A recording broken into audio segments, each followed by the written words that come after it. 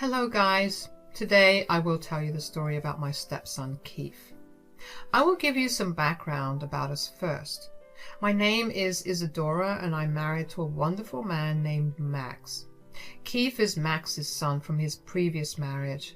Max's first marriage was a disaster and his ex-wife was truly crazy.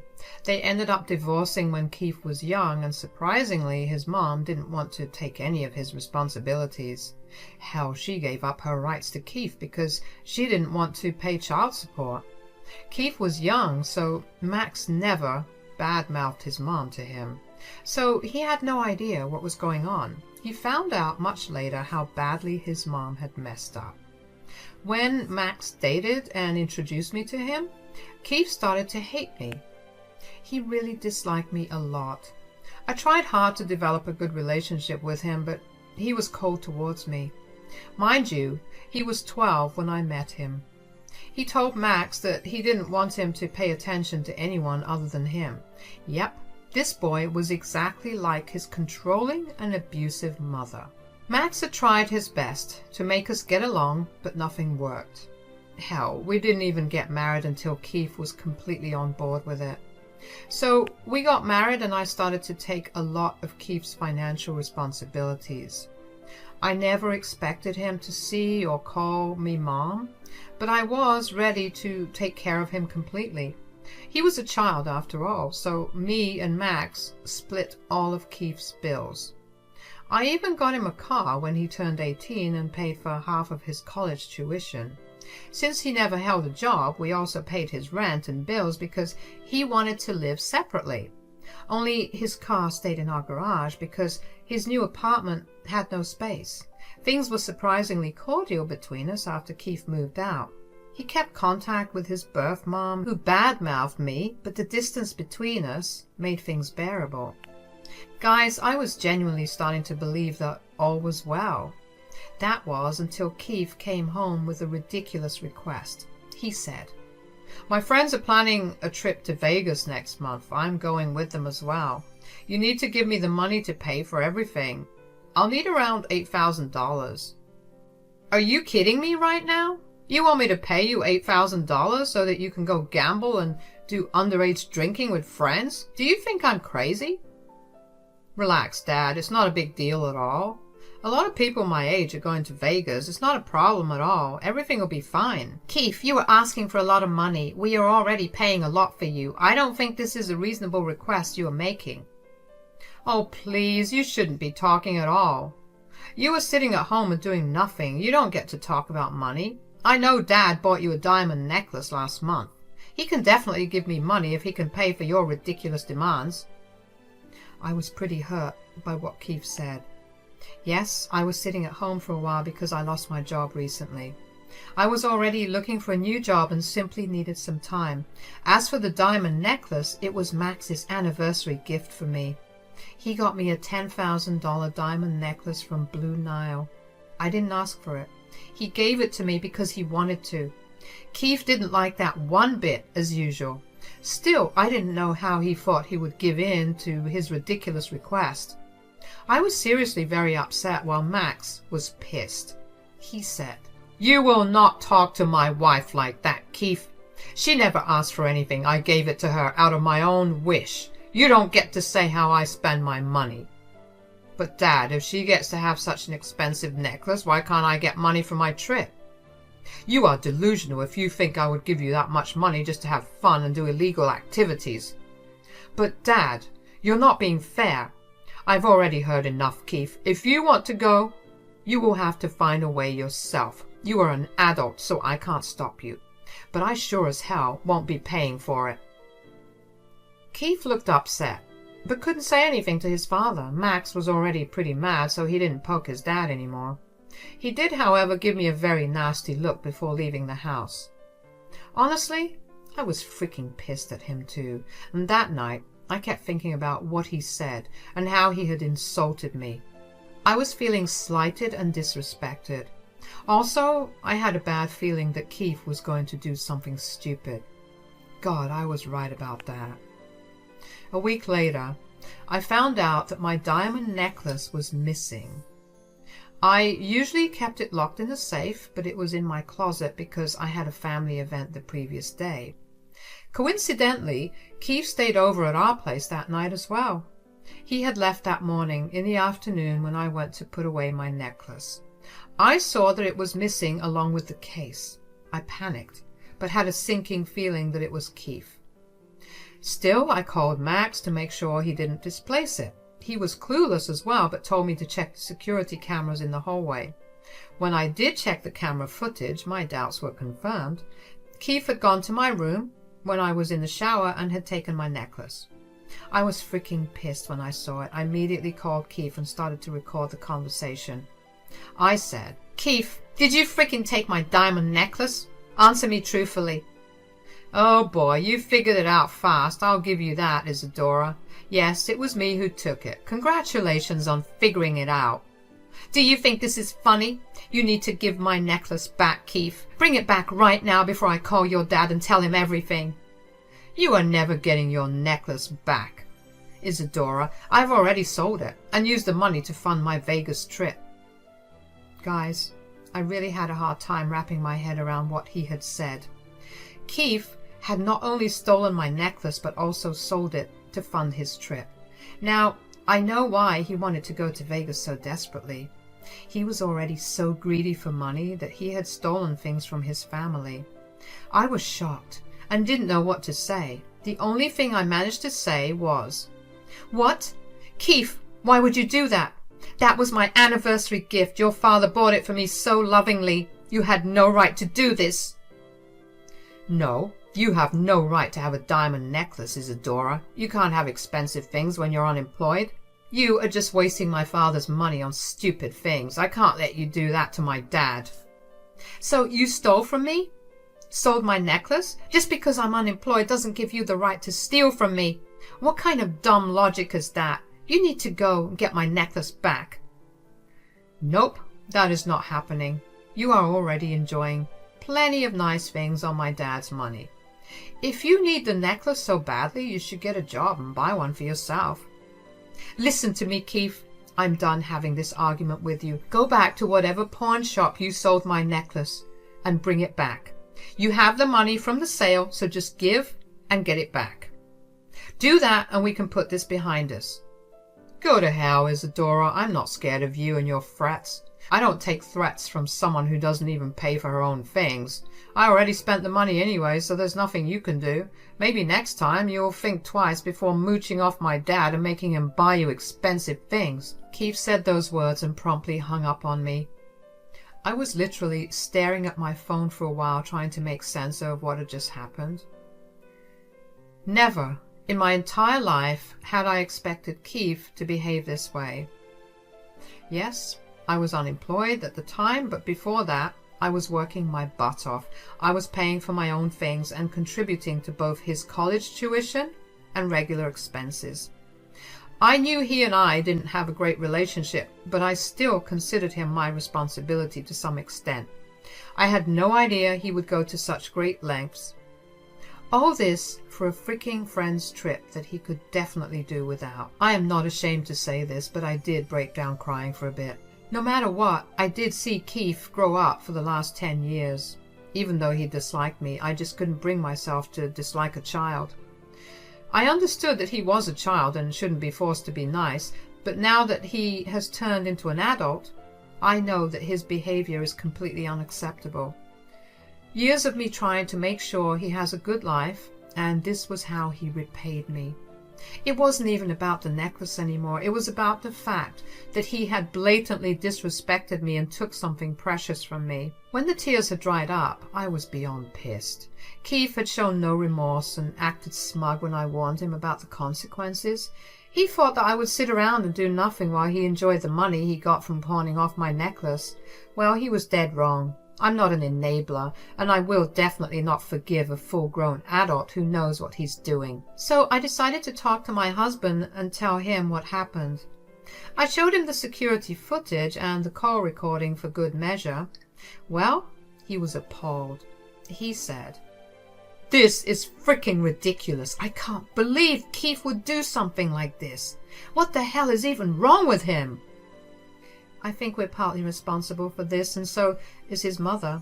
His mother has been feeding him a lot of bullshit about me and you. He had been taking out that anger on us in different ways for the past few years, but we also indulged him by not giving strict punishments. Maybe you're right about that. You really did do a lot for Keith, but he seems to have no respect for that. Hell, he seems to lack the basic decency to accept his mistake. This is just unforgivable. Max, your son is not a child anymore. He's freaking 20 and should have known better. We cannot let him get away with this. What he did is actually a felony. I know that, Isadora. I can't get these things out of my head. Something needs to be done. This is just unacceptable. I think I'm going to leave this to you. What do you want to do? It's your stuff he's stolen, and you are the one who he has insulted. I was a little taken aback by the fact that Max was giving me free rein to do what I wanted about this situation. He was actually pretty pissed, and he meant business. His logic about why I should decide the consequences was also completely on point. It did make me feel heard and validated. I was glad that he was leaving the decisions to me, but I was still a little unsure whether Max would accept what I had planned for Keith. So I decided to run it by him to make sure we were both on board with this. I said, "Thank you for asking for my input, Max. I really appreciate that you understand how messed up this situation is. But I should warn you that I have some serious plans with Keith."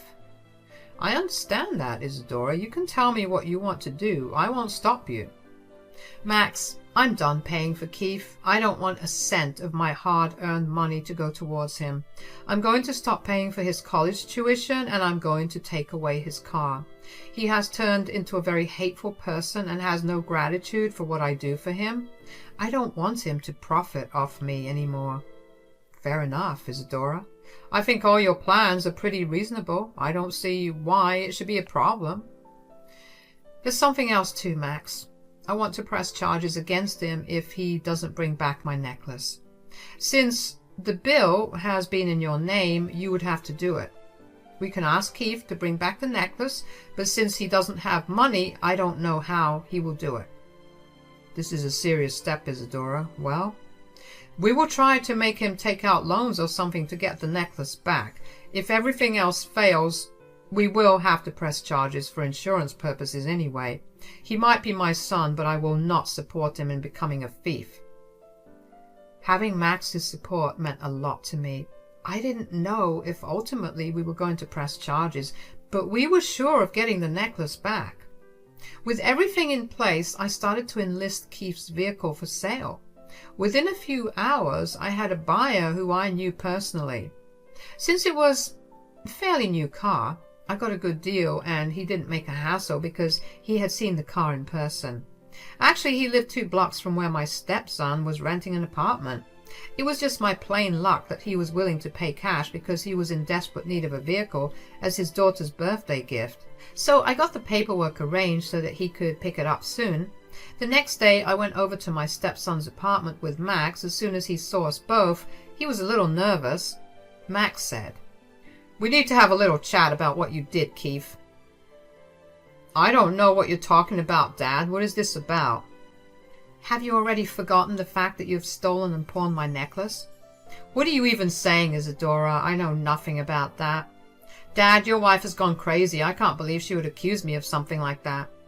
"So, you were saying that you didn't steal her necklace?" "No, Dad. Why would I even do that?"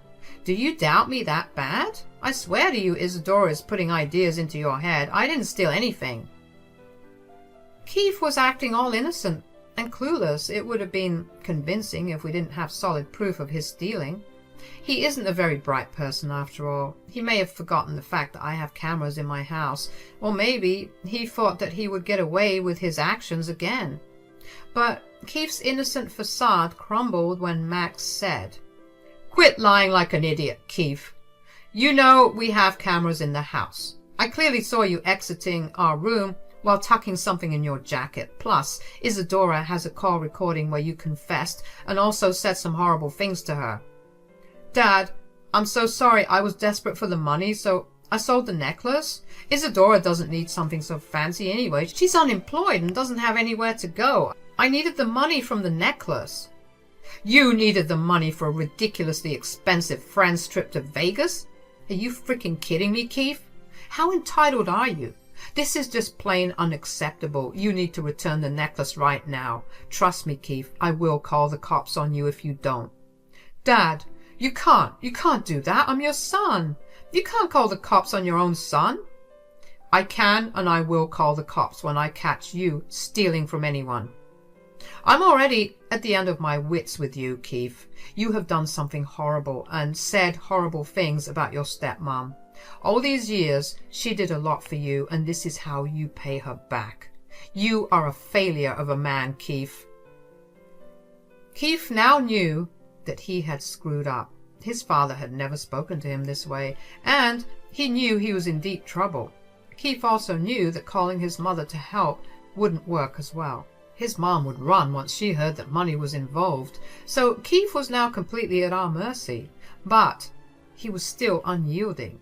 He said, Dad, I can't get this necklace back. I already spent the money on non-refundable tickets and hotels.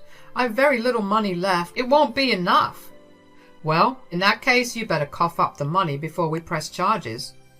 Dad, will you seriously take this mooching woman's side over your own son? Why does she get to have a necklace while you can't even pay for my trip? That woman doesn't deserve anything. She's an unemployed parasite. Did you forget the fact that I have been paying a good amount of money towards your upbringing as well?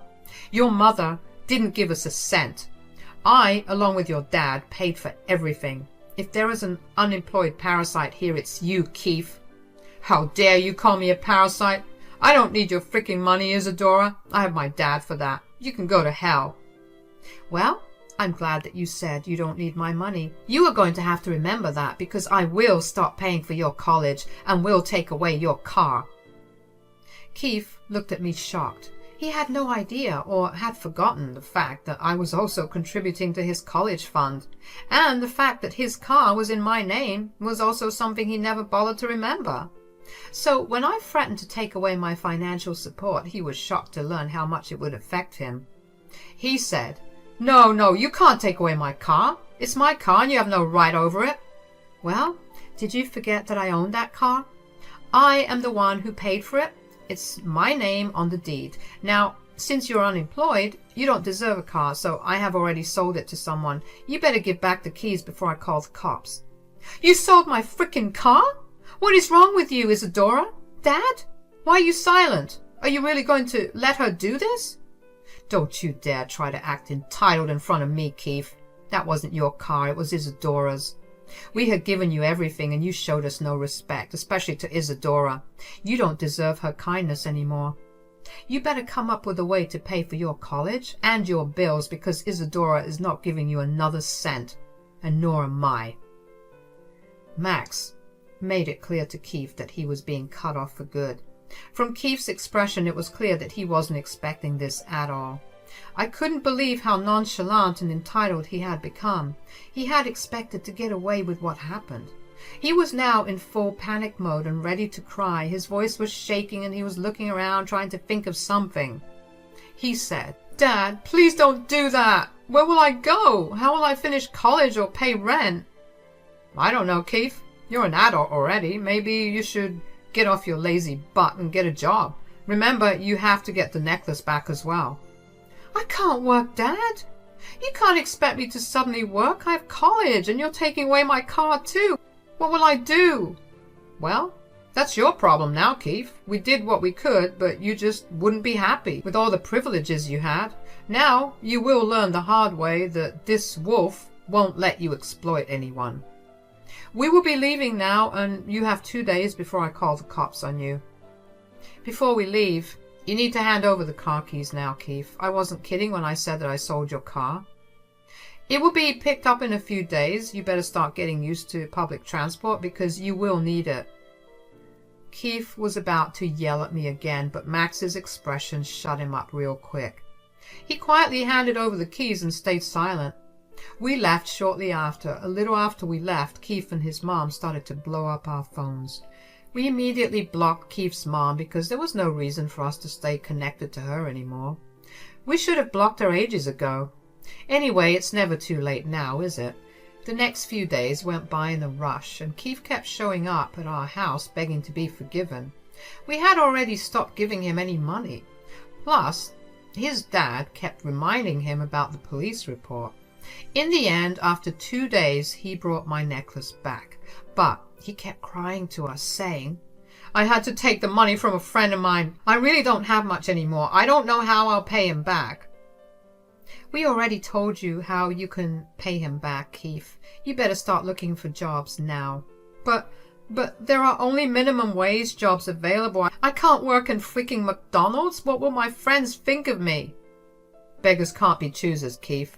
You should have thought about everything before stealing from us and insulting the hand that feeds you. The most I can do is pay for your college tuition next year, but that's it. You won't be getting anything else from me." "Thanks, Dad, but what about my car?" "Unemployed people can't have cars, Keith. Remember what you said? Your car's already sold. You can take a look into our garage and see for yourself." Keith hung his head as his own words were thrown back at him. He couldn't even say anything in reply because he knew he had messed up. He simply turned around and left. We didn't cut him off entirely, though. He was Max's son, after all. Max did stay in contact, but stopped helping him financially. Keith was struggling to pay his rent and other bills, and we also cannot forget the fact that he had borrowed money from his friend. So Keith had to get a job after all. In fact, he didn't get just one job, he actually ended up getting 2. He was juggling college and 2 jobs to make his debts go away. Also, he was living in a friend's garage and paying his own bills. His pride and entitled behavior came back to bite him in the butt. He still keeps calling us to apologize, and he had sincerely apologized to me as well, but it hasn't changed. He's still financially cut off, and it looks like he will be miserable for a while now. Keith learned the hard way that life won't let him get away with bad behavior every time.